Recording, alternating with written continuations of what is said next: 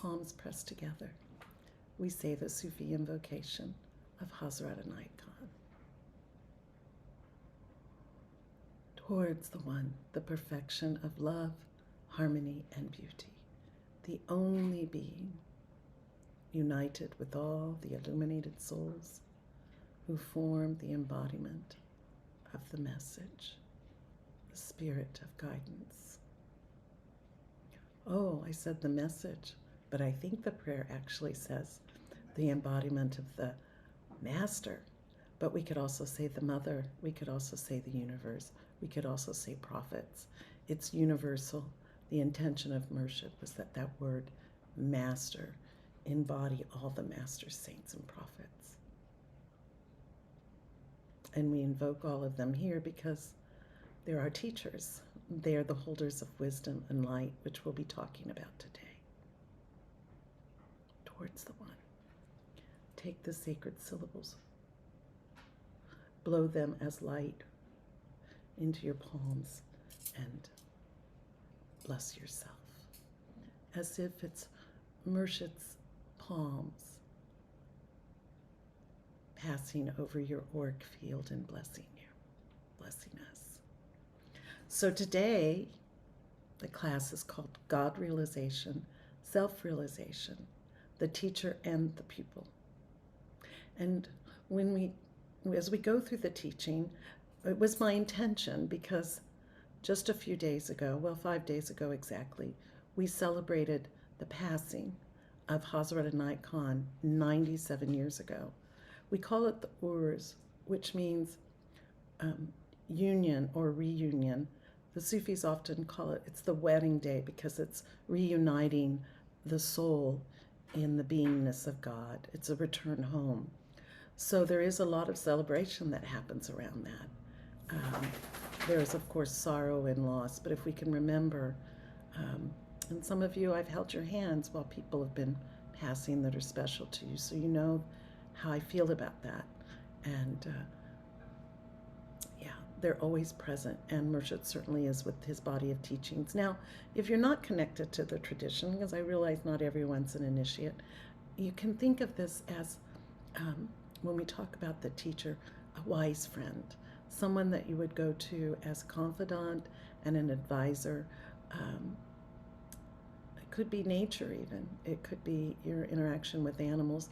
But we're talking about the teacher in this way that points us to this place of light and love within. So keep that in mind as we move forward. So from Inayat Khan's teachings, I would like to start this phrase because I think it's important. One thing is true, although the teacher cannot give the knowledge, the teacher can kindle the light if there's oil in the lamp. So we have to keep prepared, awaiting these opportunities to almost like Krishna says, steal the butter, capture these moments of teachings that come to us, either through people or through the universe in general. I have put together, sort of edited and culminated or brought together in some way pieces of Murshid's teachings on this subject. When you go to the website afterwards, and we'll send an announcement out, in the study guide, it lists all the references of the message volumes that I've utilized. Toward the one. No one can give spiritual knowledge to another, for it is something that is within every heart. What the teacher can do is kindle the light which is hidden in the heart of the disciple or the student. If the light is not there, it's not the fault of the teacher. There's a verse by Hafiz, a Sufi mystic poet, in which he says, however great the teacher is helpless with the one whose heart is closed. So, we want to keep our hearts open. We want to keep remembering to open even in those times when we want to contract and be closed off. There's something that's teaching us. In the words of Inayat Khan, in ancient times, the disciples of the great teachers learned by quite a different method. not an academic method or a way of study.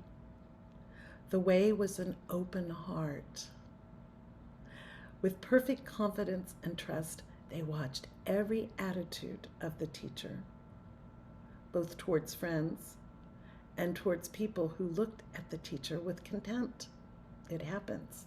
We look at beings like Jesus, great teacher, and yet he was crucified. So I'd like to highlight this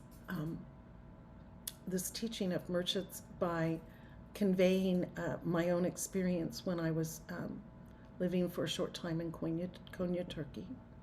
I was visiting there, I was studying there, and I was working there in collaboration with other scholars from other disciplines, some within Turkey, some from within the region. Well, as you know, Konya, Turkey is where our beloved Mevlana Jalaluddin Rumi passed and is enshrined more than 800 years ago. There is an exquisite mausoleum there that is so stilling in its beauty and so mesmerizing in its artistry, and also just extreme refinement in its atmosphere. This is where both Jalaluddin Rumi and his father, Sultan Veled, are laid to rest, as well as other prominent teachers in the Mevlevi order. Well, I went there to observe and to pray and to be in the presence of these great beings, because even as Einstein says, an energy once created is never destroyed. It's always existed in the universe. So it's a matter of tuning. Well, there, it was a very complete school. In these traditions, they have what's called a madrasa. The madrasa is a school where students live together and study together, and the teacher lives there also. Now, in order to enter the Mevlevi order, let me share with you what I learned. First of all, the rooms were very simple and beautiful, one connected to another in kind of a U shape. One that wished to be an initiate in that order was first required to sit in the kitchen in meditative equipoise. Now, in the kitchen, there's this little niche that's shaped like this. And it's elevated, so you have to climb up into it. And it's really only tall enough to either sit there cross-legged or kneeling. The student, or the would-be student, has to sit there for 3 days. And during that time, the people in the kitchen do everything they can to distract that person, talking to them, dropping noisy pans, speaking aloud, maybe even offering, jeering at the person. And the person has to stay, present in a meditative state. If they pass that test, then they're allowed to begin study. Now, the study is 1,001 days. Sound familiar? Like 1,001 nights, the tales. So 1,001 days, the student is studying through observation and through service. Everyone has to participate in maintenance of the community. And they're trained. Nowadays, the training is very specific in terms of course, turning in the formal way of a dervish turn. And it's quite beautiful because all the dervishes turn exactly the same. There's no improvising, but it's magnificent to see it. They are also taught a kind of philosophy and psychology, human psychology, and they join together in practices. Well, now we've done 3 days and 1,001 days, so that's 1,005 days. Then there are 40 days of testing. And only after this time is the student allowed to be part of the community. Well, it's quite different than what we have in now. People go to an event and they get initiated. But I tell you also what I've learned from my studies in Tibetan Buddhism. In the scriptures, it says that the students should observe or study the teacher for 12 years, and the teacher should do the same before taking on a student. Well, that requires quite patience and diligence and certainty. But what's the reason for that? The reason is that we are karmically linked, the teacher to the student and the student to the teacher. We have to be willing to have that link. And if for some reason that link is broken, as a student, you would ask formally to be released from the teacher before moving on. In my own life, that's happened a few times. First, Murshida Vera, my initiator and guide, wanted me to go study with someone else. And she said, there's no more. You have to move on now. It was quite a difficult thing for me. I felt like I had got so much from her. She was a very good teacher, and I loved her very much, and I was very devoted. So that was a kind of annihilation, and I had to accept that. But moving on was a good thing because I could learn things from others by doing so. So I did take up another teacher, and then Pir Vilayat also became my main teacher and gave me practices, and I did retreats with him as well as in group. Well, then after that, I found my way to Tibetan Buddhism, and I respectfully contacted Pir Vilayat's office and the teacher that I was working with within that order to ask their permission to take up this study. And likewise, I talked to Kamto Rinpoche, who was my Tibetan Buddhist teacher, and said, I also consider myself a Catholic and a practicing Sufi. I had to be transparent. You cannot be otherwise. So keep this in mind, please, as you move forward on your own spiritual path. But do respectfully, no matter what, even if the teacher you think has turned quite sour, just know that at least you've come onto the path with the person, you've studied with the person, and sometimes it's just time to move on. And so respectfully asking to be released is the thing to do. And it helps to release you from the karmic bond. I just wanted to say that because this has to do with the relationship of the student and the teacher. Now, in the words of Anayat Khan, he says, students watched their teachers in times of trouble and pain, how the teacher endured it all. Students see how patient and wise the teacher is in discussing with those who do not understand or did not understand, answering everyone gently in their own language. Well, I'll tell you what, that may be true, but I've also saw Murshida Vera several times get the stick out, the metaphorical stick, and crack it at people when she felt they were being purposefully, as she would call it, obtuse. So she could be quite blunt. Now with me, she was always very gentle until the end when she insisted I go study elsewhere. But it can come in different forms.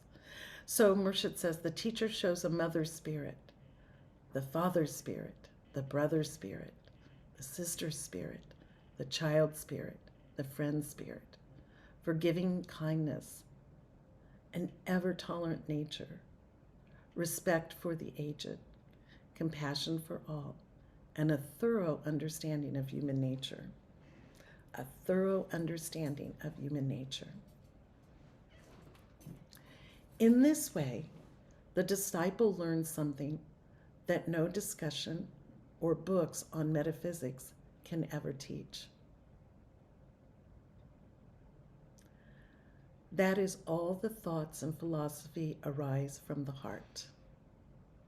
And we know there have been these great beings, these great spiritual beings. They were illiterate, and their hearts were open. They heard the word of God, and they were able to guide people in accordance. So it's not just study, it's not just an intellectual process. It's a softening of the heart and making sure that the lamp of the heart has oil in it. Again, Murshid's words. It is therefore important that the student give up all preconceived ideas before starting in a spiritual path under the guidance of a spiritual teacher. You know, if the cup is full, nothing else can go in. So it's good to empty, be childlike in our approach. If a student compares their own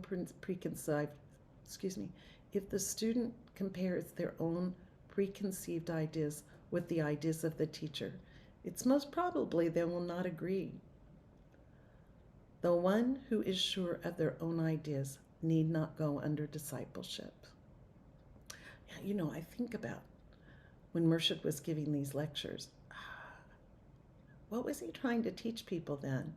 And what are we trying to do now? You know, discipleship is not something we're very accustomed to thinking about, especially in the West.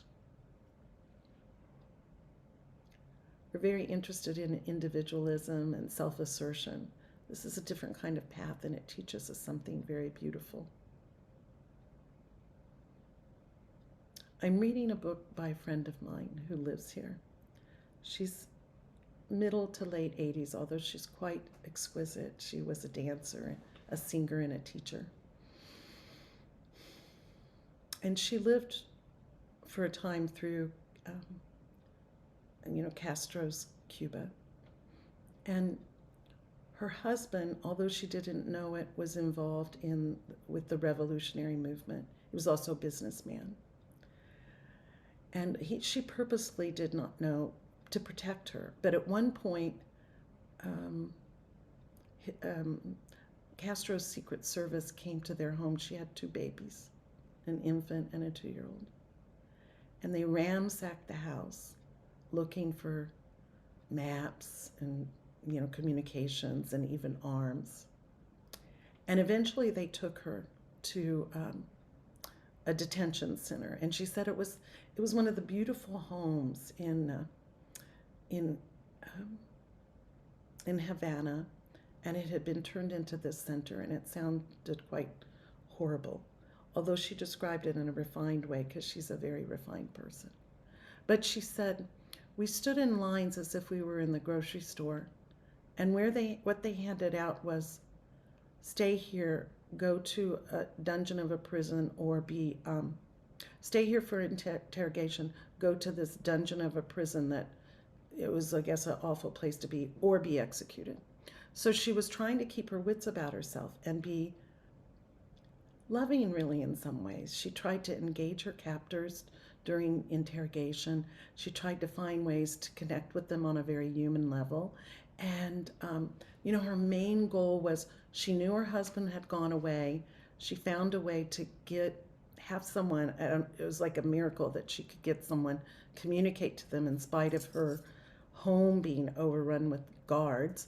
But she got someone that was able to come and go, a relative, to send word to her husband, drive there to inform him, don't come home.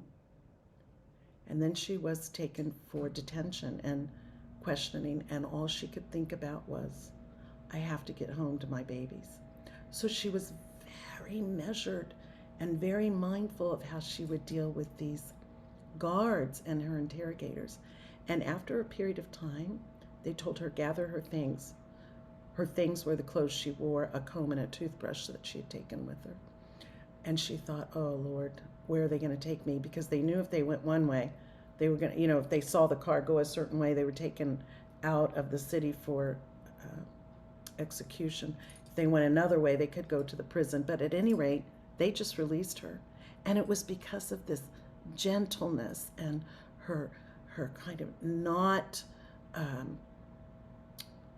affronting her captors. She saw that people would do that. It didn't bode well.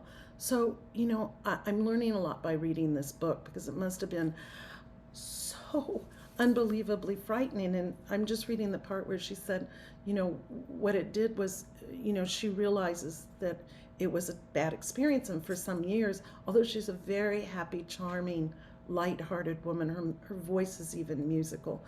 And she walks as if she's on air. She's beautiful. But, she talks about in the book how depression was her friend for a long time, having gone through this duress and this stress and fear. anyway, she managed.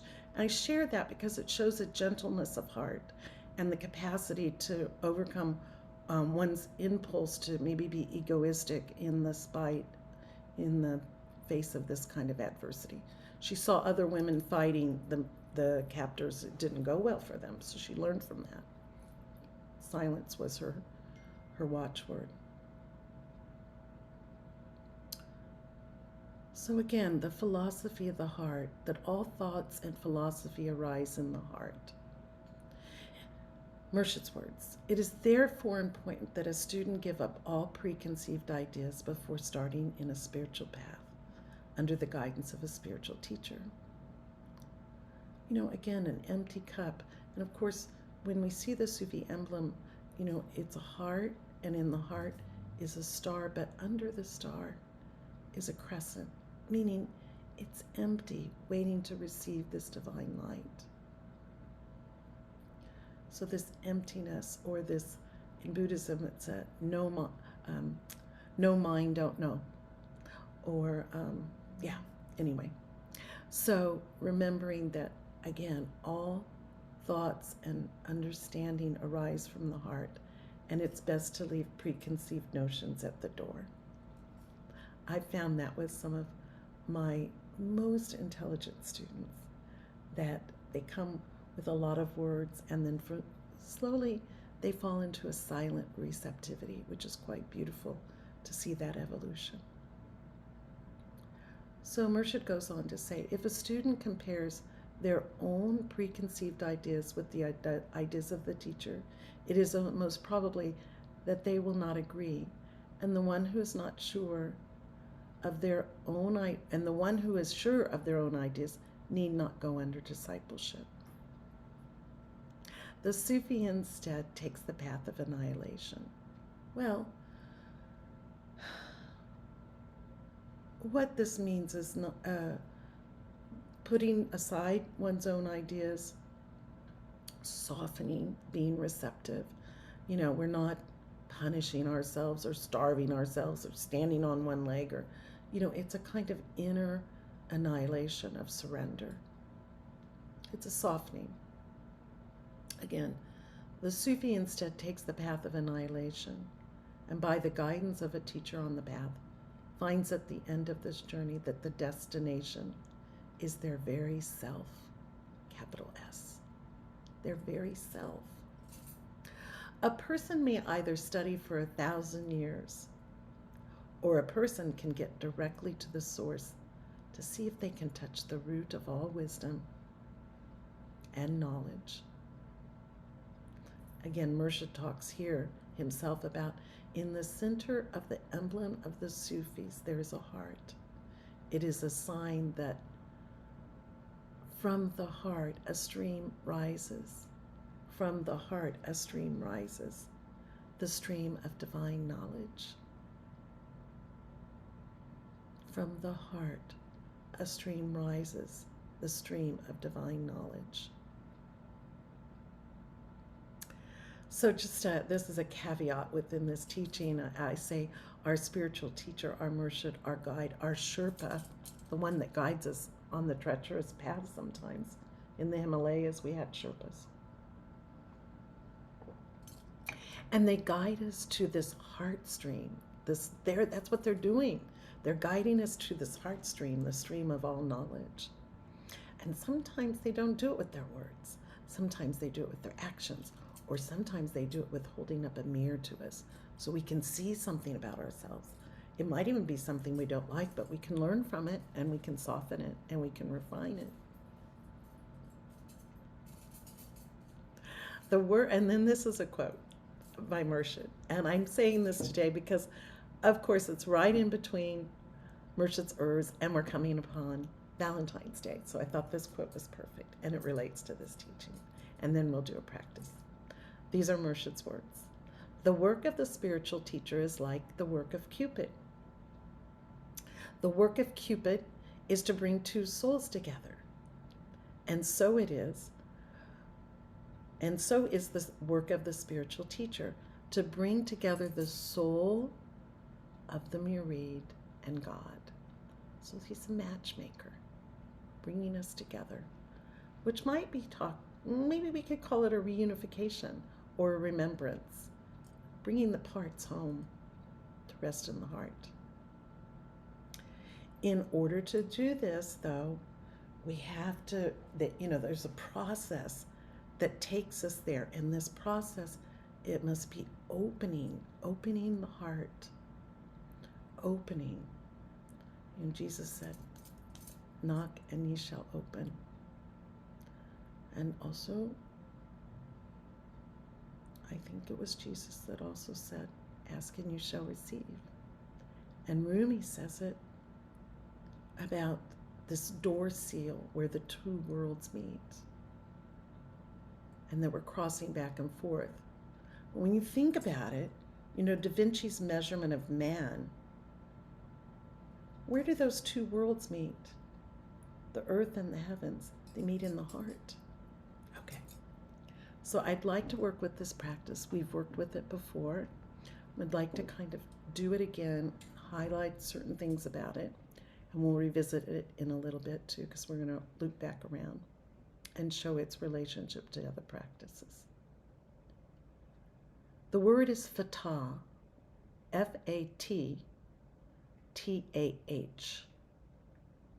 Now, when we've worked with it before, it's a sacred name of God, and it means, O divine opener.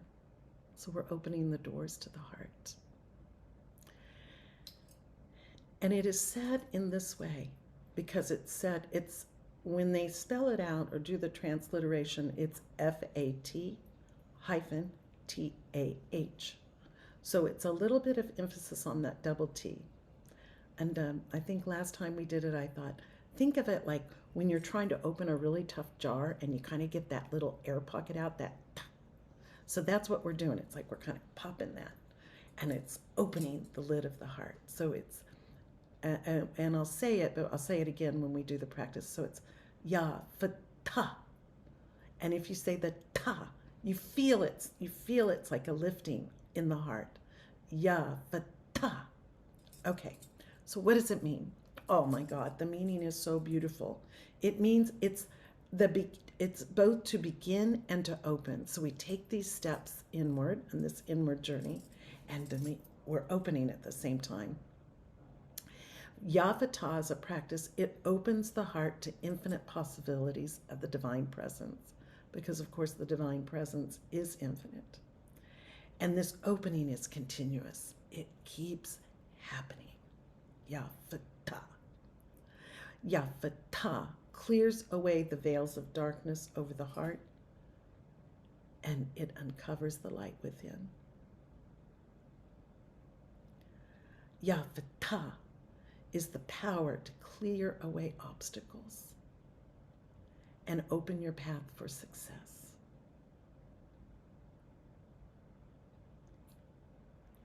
Yavata is a very powerful practice, because even in the midst of despair, the possibility of waking and love and ecstasy arise.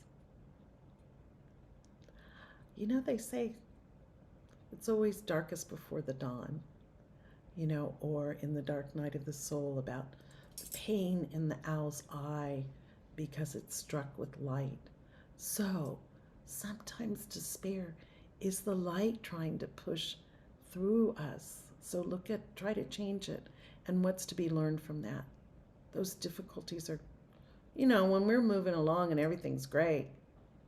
But when things go rough, that's when we want to turn to God in our practices. But do it every day, it'll be helpful. Okay, so then one last thing. Yavata is an enlightenment that keeps happening. It's continuous. Again, this word continuous.